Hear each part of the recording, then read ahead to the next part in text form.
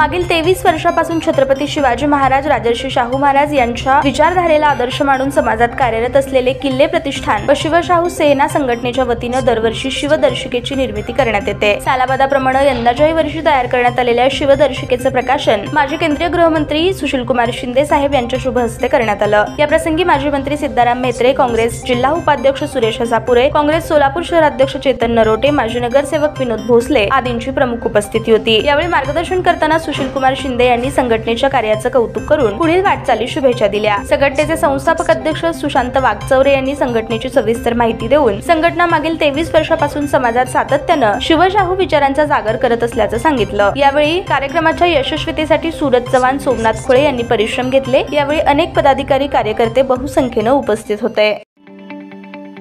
ताज्या बातम्या पाहण्यासाठी प्राईम महाराष्ट्र न्यूज चॅनलला सबस्क्राईब करा।